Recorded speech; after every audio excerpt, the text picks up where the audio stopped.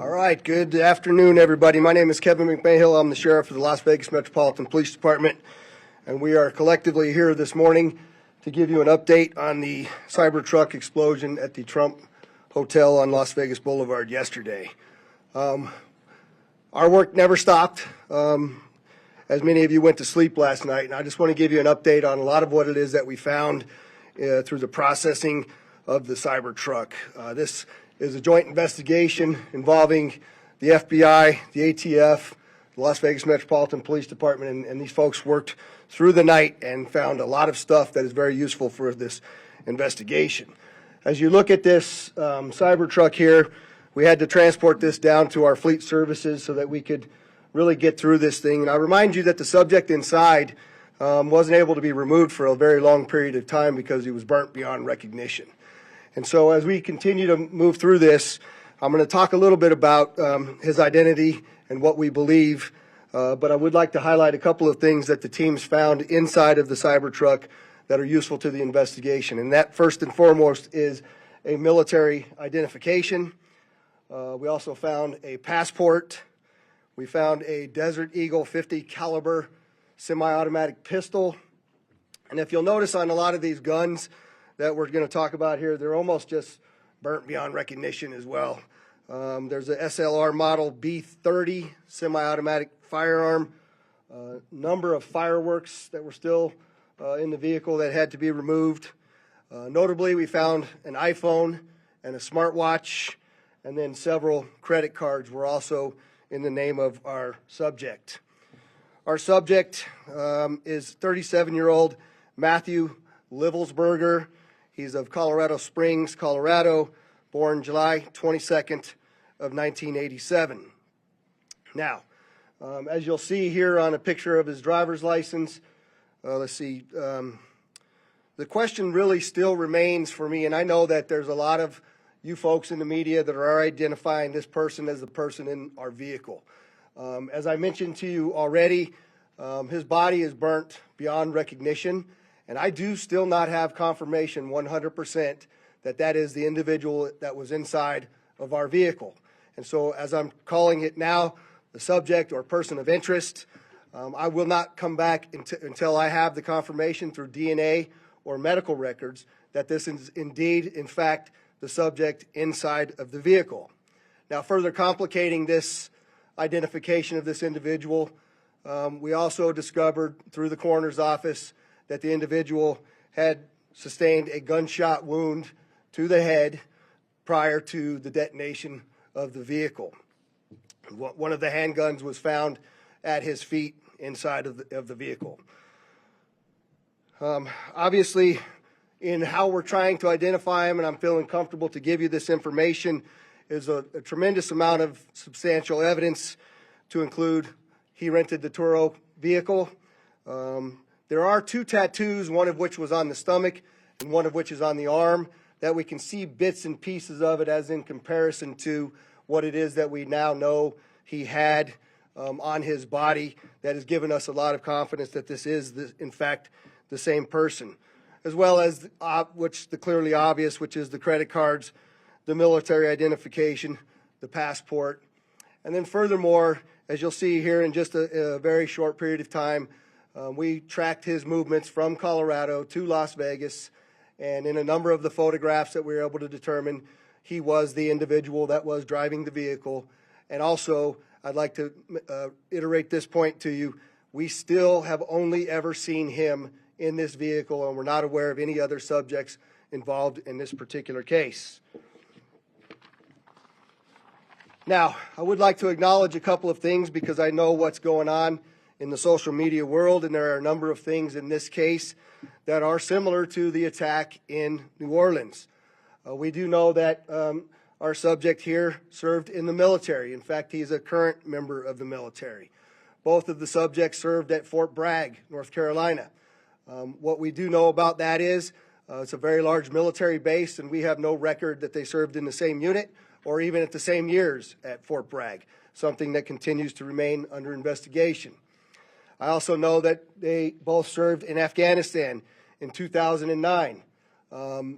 We don't have any evidence that they were in the same province in Afghanistan, the same location, or the same unit. Again, something else that remains under investigation. And we also know, of course, that they both used the rental company Turo to rent their vehicles. As far as his military background, it's been confirmed by DOD that he was indeed in the United States Army. He was also a Green Beret operations sergeant who spent most of his time at Fort Carson, Colorado, and in Germany. He was on approved leave from Germany, where he was serving with the 10th Special Forces Group. He was also previously in the National Guard and the Army Reserve. I'd like to point out to you that through exceptional joint investigative effort, we've gotten to a place where we believe we can show you his route to Las Vegas from Colorado, and Carlos will put up the map there for you. And we know that he rented the Cybertruck in Denver on December 28th. We tracked his movements through the Tesla charging stations to Monument, Colorado on December 30th. On the 31st of December, the truck was charged in Trinidad, Colorado, Las Vegas, New Mexico, and Albuquerque and Gallup, New Mexico. On January 1st, the truck was charged in Holbrook, Flagstaff, and Kingman, Arizona. We last tracked the truck in Kingman at 05:33 yesterday morning. The truck was first spotted in Las Vegas at 7:29 a.m. yesterday. And Carlos will pull up a picture of the truck pulling onto Fashion Show Drive here. And that picture was observed at about 7:34 a.m. We know that he pulled into the Trump Valet, and I believe we have a video of that. You can see the Cybertruck highlighted there.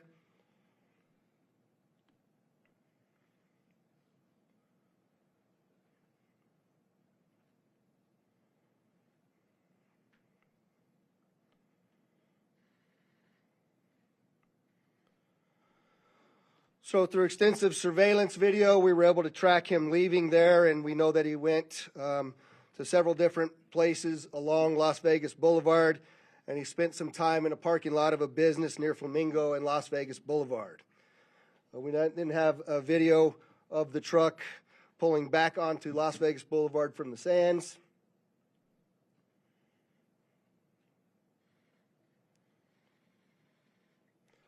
See that there?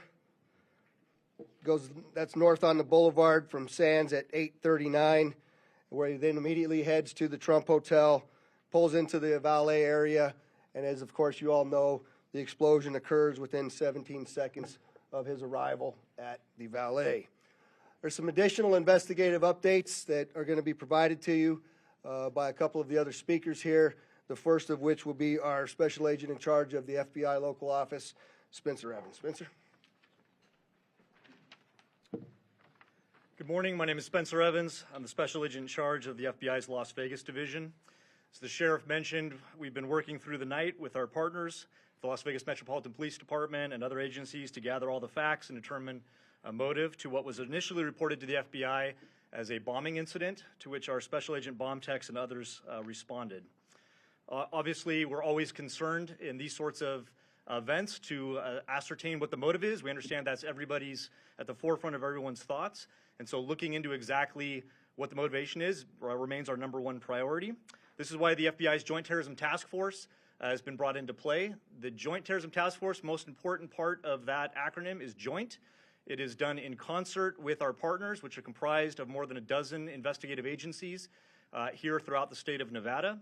We've been working hand in glove, side by side, tirelessly to determine, is there any ongoing threat to the public, to identify the subject, to determine any potential connection to other events going on in the world, most notably in New Orleans, and then obviously to determine if there's anything else that we need to be tracking down. At this time, as the sheriff's pointed out, we feel that the subject has been identified, although not conclusively, waiting for DNA evidence on that front.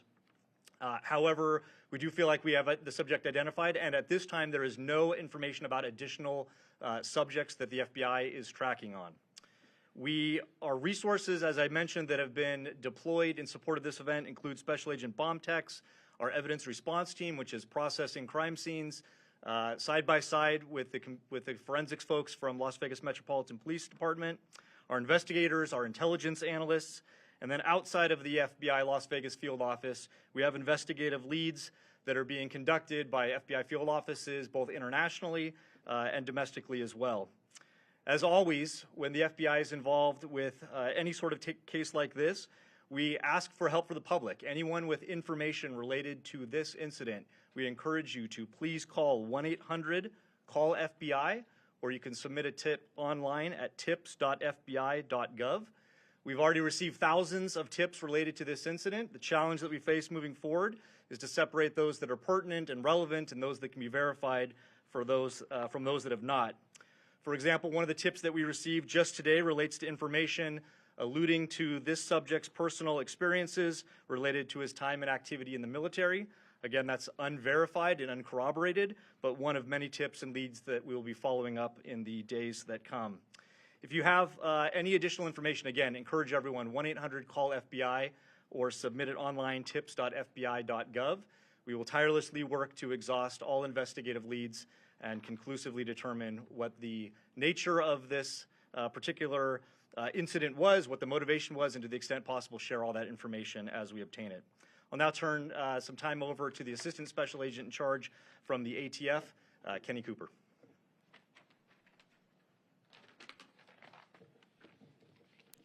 Good morning, everybody. My name is Kenny Cooper. I'm the Assistant Special Agent in charge of ATF San Francisco Field Division. ATF is bringing our expertise in post-blast investigations and our crime gun intelligence to specifically assist in this investigation.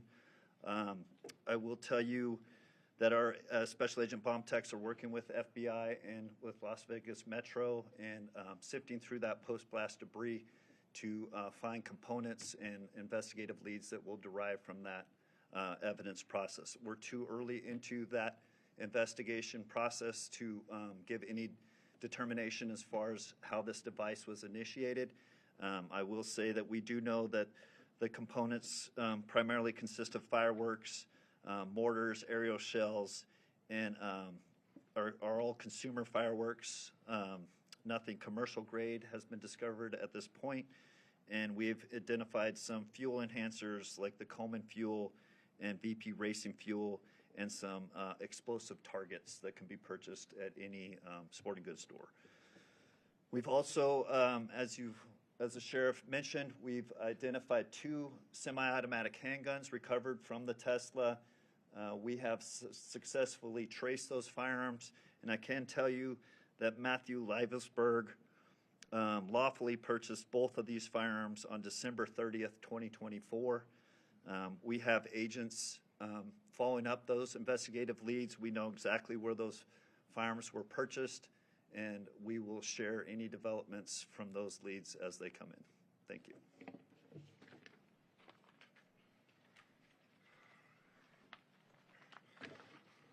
We also have the Clark County Fire Chief here, John Steinbeck, and he didn't have any additional updates, but if there's any questions in regards to what the fire department did during this, he's here to answer those questions as well. With that, I'd just like to say before I take a couple questions from all of you, you'll notice that we're not releasing information that we haven't corroborated and verified. We're very well aware of all of the things that are going around on social media. But that's just the way we're going to conduct this investigation. We're not putting it out until we can tell you for a fact what information it is that we're putting out. And so we're going to continue to do that, but I'm also confident to tell the Las Vegas community and this great nation that we don't believe there's any further threat from this subject or anybody associated to him here in Las Vegas. With that, Denise, I saw you had your hand up. If you could just identify yourself, please.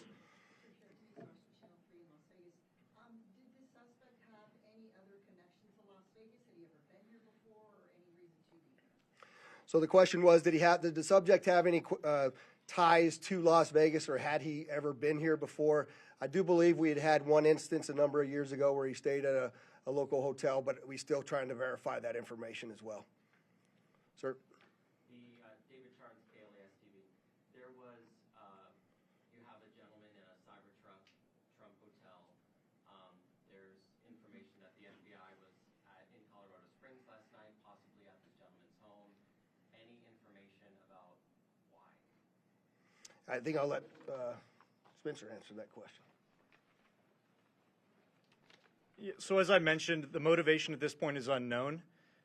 We are, as I mentioned earlier, following investigative leads both domestically and internationally as well.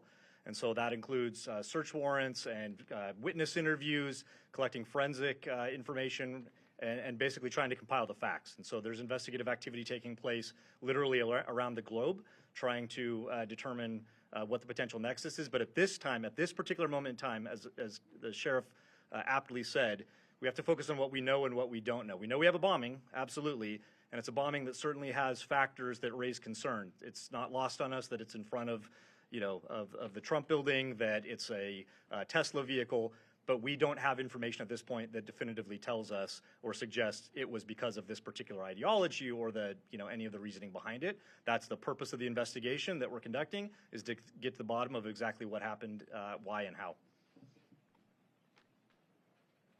Sir? Tim Caputo with KBC in Los Angeles. You mentioned a number of similarities between this case and the one in New Orleans. How far in the investigation process do you guys go to try to rule out that they are connected, knowing that you already have a couple things that seem to connect them together? So the question is how are we working to rule in or rule out any connections to the New Orleans event? And the answer to that is every tip and lead that comes in, every piece of evidence that comes in, we don't discount it. We work it through. It's a interesting thing during these kinds of investigations that if these turn out to be simply similarities, very strange similarities to have. And so we're not prepared to rule in or rule out anything at this point. There's lots more for us to do in this investigation. We haven't even gotten into the phones or the computers, which are usually very, very instructive and informative to us as we investigate. And we've got a lot more work to do to trace him, to see the stores that he went to rule out anybody else. Lots of investigative work to do, and we're just trying to give you an update on what we know now that is factual.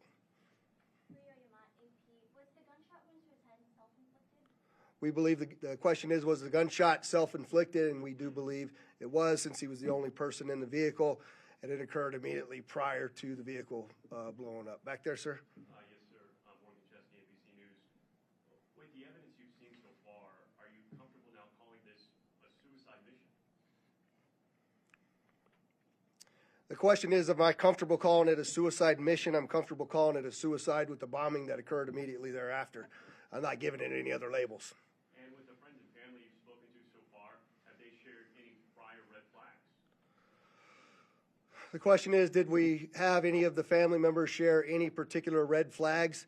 Again, I'll go back to what I know is circulating on social media, but none of that has been verified at this point. And final question, real quickly. All the components you found inside the Cybertruck, were they all purchased in Colorado? The question is, were all the components found inside of the Cybertruck purchased in Colorado? And I don't know the answer to that. That's part of why we're doing the extensive part of the investigation. Associated Press. Can you talk a little bit about the security measures you have in place at the hotel now? So, as you all know, we had just successfully completed a New Year's Eve event where hundreds of thousands of people come to Las Vegas. I've extended our posture just like it is for a New Year's Eve event, where I have thousands of police officers that are working day in and day out. Obviously, dozens and dozens of people that are working on this investigation as well. We'll continue to look at what that security posture looks like, but I'm confident in the safety of our community as we move forward. Go ahead in the middle there. Channel 13 here in Las Vegas, ABC. Did Levenberger have any sort of criminal record at all? And also, do you know when that Turo vehicle was rented? The question was, is there any criminal record? None that I'm aware of. That has not been brought to my attention that he had a criminal record. And I said that the Cybertruck was rented on December 28th in Denver, Colorado. Right here? Hi, Stephanie Price, Fox News. Hi. Hi.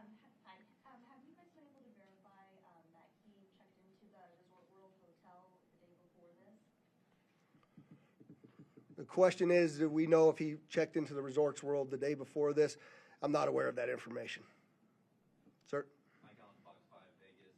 You mentioned increased security presence at the Trump International. Is that going to extend further along the strip, or is it just there?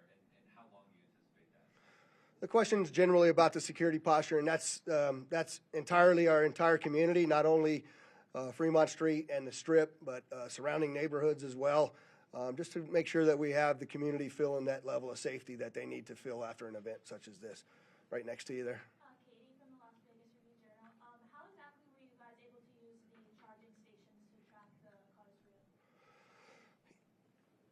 The question is, how were we able to use the tracking or the charging stations to track the vehicle all the way through? And I'm not exactly sure how to answer that question just yet. I know that there's some capability by being able to determine that the car is connected to the charger. One of the things that we're looking for is anybody that may have been at the charging location at the same time. We're looking to try to identify them because their vehicles would have also had cameras that would have taped anybody in and around them. We're trying to get people that may have been in the same locations at the same time that have video on their vehicle that could provide that video to us as well. I'll take two more. Go ahead. Rio Yamada again, AP.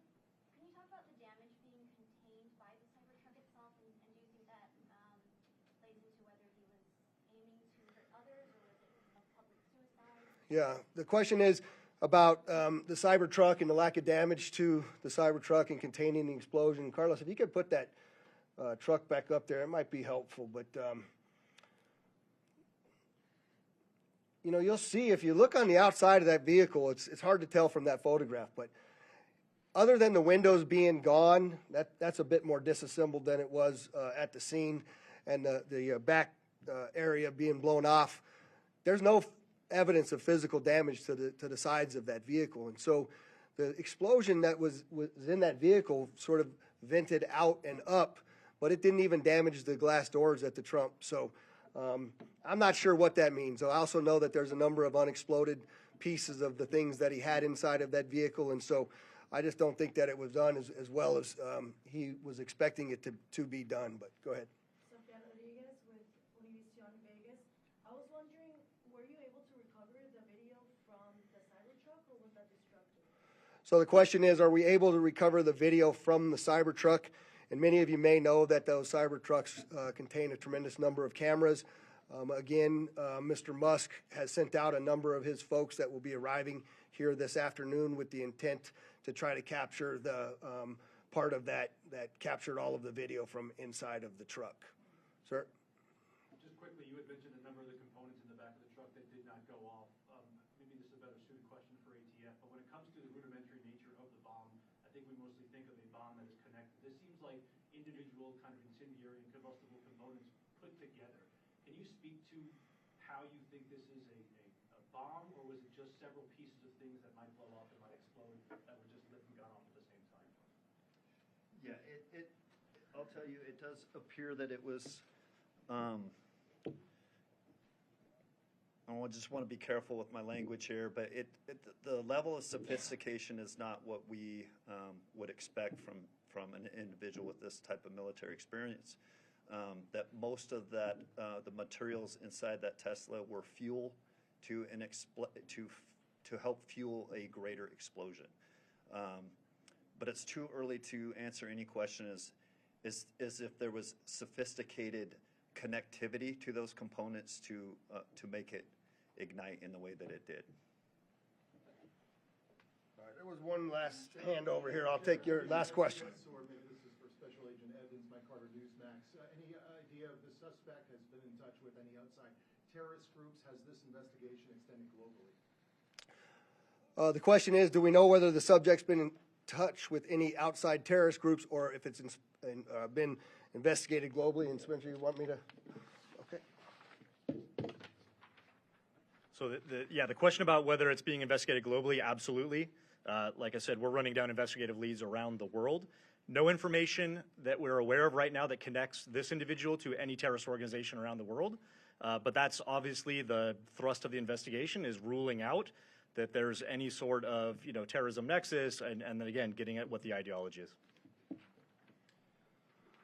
We appreciate you all coming, and we will be back before you when there's substantial updates to provide to you. Thanks for all your great work.